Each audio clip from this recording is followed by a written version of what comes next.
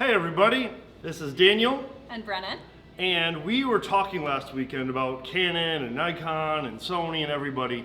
And I made a bold claim that I said that I could easily argue that Nikon is the best camera system out there. Even though Nikon does receive some hate, because we often talk about Canon versus Sony, especially comes to some video and other stuff.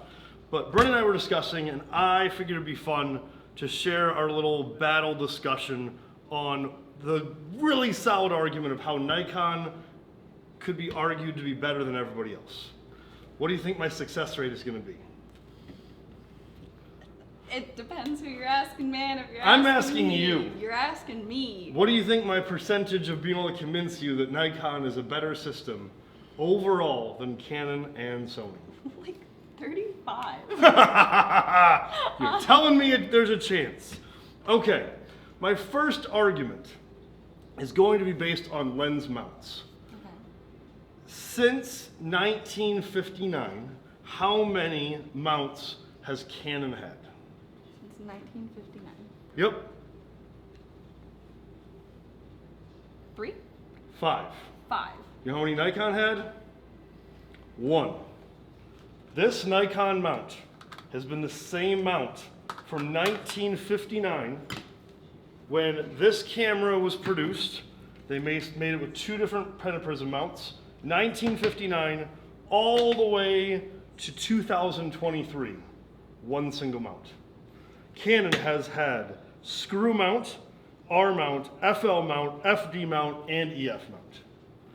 So this whole lineage of photographers who chose Nikon could literally upgrade for 64 years. And all their lenses work. And with a mount adapter, we can still put those lenses on mirrorless stuff, even though it'd be manual focus on many of those. The beauty is, this is a manual focus lens from literally 1959. This camera was produced in 1964, but this can be put on every Nikon body, no problem. You're right. You're right. So the crazy thing, this is the first Nikon F from 1964. That is the first serial number from that year. And the insanity that we can put this on almost every camera we have here is pretty insane. Okay. What about other lenses though? Because you know they've got different mount types for the lenses, like AFS, AFP, not necessarily mount type, but yeah, they've got different lens You're right. types. So we do have AF, AFS, and AFP, which made it rather confusing. And the biggest thing is when you have these mirrorless mounts, they did remove the screw drive. So there are a lot of autofocus type lenses that will not work on those. That is a bummer. But the fact that you can have a lens from 1964 and still rocking it on a mirrorless camera in manual focus, doesn't give you autofocus, is something you can't say for a lot of systems. My next argument is going to be that you have to keep in mind that the Nikon Z8 and Z7 has won Best Camera of the Year award, and the Nikon Z9 sold more cameras in its first year than any flagship ever produced. The Z9 is a killer camera, and the Z8, its little brother, is an absolutely killer camera. What's interesting about it is that same sensor was used back in 2017 in the D850. So when Canon was rocking the 5D Mark IV, you only had 30 megapixels. We're rocking 45 megapixels for the last 8 years. Okay, we can rewind all the way to 1986 when Kodak made one of the most first commercially available cameras, and guess what mount it used is Nikon, because Nikon was the king of the world, mainly because of these F-mount cameras. Then we move to this behemoth. I realize this thing looks quite insane and ugly. The beauty of this camera is in the 80s, we have a digital camera that doesn't have a crop factor. So if you put this lens on most cameras, this uses a tiny sensor. They did not have full frame sensors in this, but they projected the full frame sensor onto this little tiny sensor, so you're able to shoot a pro level body in 1988, 1986? It might have been later than that. 1988, we'll say, Full frame, no crop factor. You could never get this for probably 8 years with anybody else. Response so far? I'll give them that. That's pretty impressive. Ugly though, right? It's super bad. It's super bad. But feel how awesome it is. Like, this would sink you in a lake. I mean, Like, you don't need weapons. You can use that for self-defense. They did shrink things. So a few years later, we moved. They didn't shrink it. They did shrink They it. elongated it. So this is a Nikon N90S, a very popular camera. This is a digital back that Kodak and Nikon kind of made together.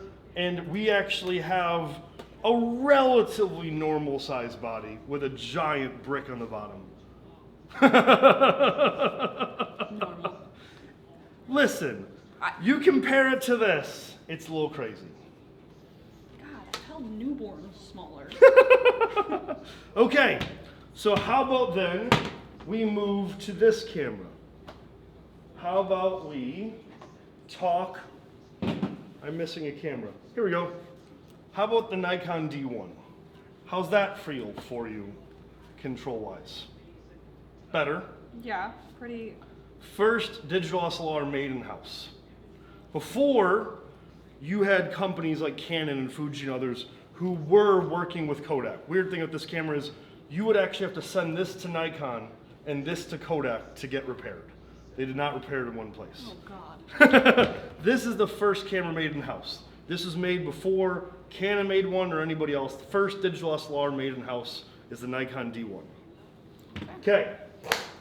We have innovation. Like this is their first point shoot from 1996. Is it really? Yep. That camera remarkably feels a little bit like a cell phone or a Palm Pilot. First camera they made in 1996.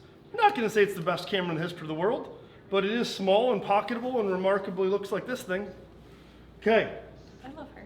How about this camera? Nikon, in the Nikon D90, was the first one to make a digital SLR that recorded video. Before Canon, before Nikon, before Canon, before anybody else, first digital SLR with video, which launched an entire industry, which led to mirrorless. Speaking of mirrorless, we probably just should ignore the Nikon one because that was a really bad camera. So let's pretend that that camera didn't exist. We also have innovation in point and shoots like this, where you're able to take a selfie way before anybody else. I'm renting this. I'm renting this one. Okay. How cute. How about this? This is maybe 1999, I don't remember, Nikon D70. First digital SLR under $1,000.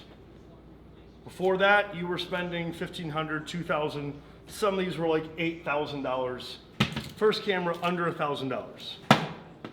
Kodak often made cameras with Nikon because they ruled the world. So up until I'd probably say 2005, Nikon completely crushed everybody else.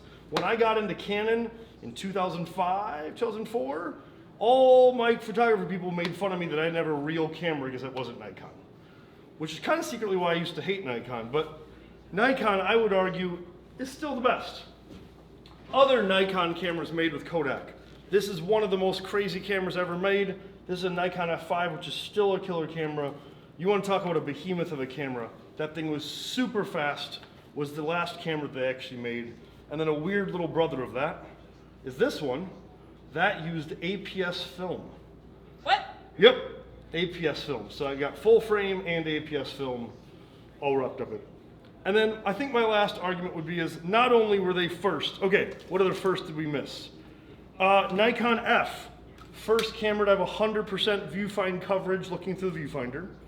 We have the first camera with red eye, first camera with image stabilization, first camera at 8,000th of a second, and now with the Z6 III, we have first global shutter.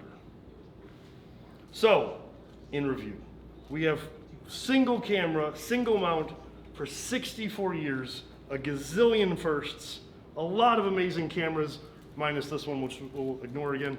What do you think? I can see why. I can see it. I would love to discuss more how they are staying competitive in today's day and age with their mirrorless cameras. That's right. This is a lot of historic Yeah. perspectives. Like, I can understand why Nikon is so strong today.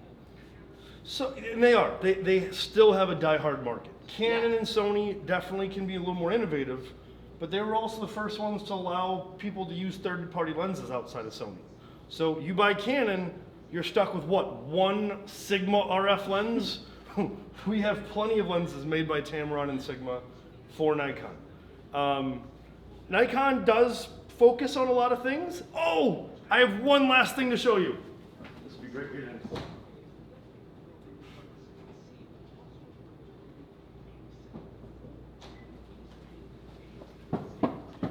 My last way to end. Nikon, if you don't know, was always an optic company best. So they're first. Sorry. Let me restart that over. Okay, one last thing. So, if you don't know, Nikon was an optics company first. They made the best glass, and even when Canon was starting to take a lot of shareholders, Nikon was still regarded as the best glass. My last way to end, which will be kind of a fun conclusion to all of this, is this camera, made in 1934. I wish I owned it.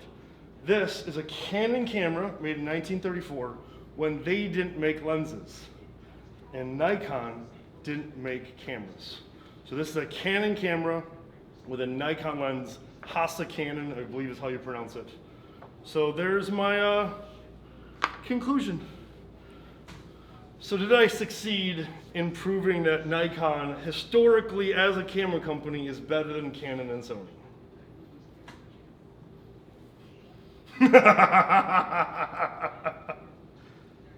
I'm gonna plead the fifth. Plead the fifth? No, you did a good job. You did a good job. Give me a score, 0 to 100. How convincing is my argument? You thought I was gonna do 35. Yeah, I'd give you like a 63. 63? At least give me 64 when this camera was made. Fair. Thanks for stopping by. Have a good one, guys. Bye.